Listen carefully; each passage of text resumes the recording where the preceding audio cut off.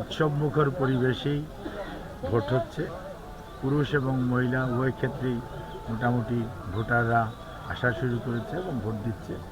এটি একটি ইতিবাচক দিক গণতন্ত্রের জন্য।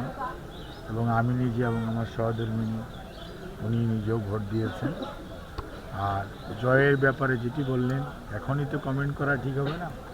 ওই বিগত সময়ে নির্বাচন প্রচারণা কার্যে যে জনগণের মধ্যে ভোট দেওয়ার জন্য যে উচ্ছ্বাস, ধানের শীষের প্রতি যে মানুষের আগ্রহ এবং সেটাতে করে সেই ধারণার পরবর্তীতে আজকে ধানের শীষের যে সমর্থক যাদেরকে আমরা বিভিন্ন সময় গ্রামে বা পাড়ায় বা মহল্লায় দেখেছি, তাদের ব্যাপক উপস্থিতি আছে।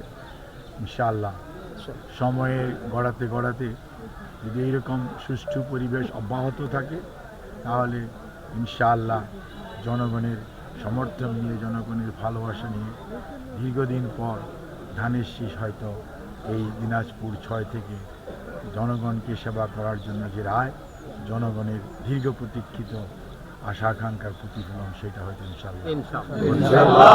আমি জয়ের ব্যাপারে মানে আলহামদুলিল্লাহ ভোটারদের উপর আমার আস্থা রয়েছে, বিশ্বাস রয়েছে।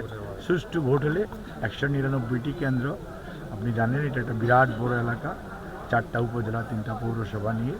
কাজেই এখনই কমেন্ট করা যাবে না এই মুহূর্তে।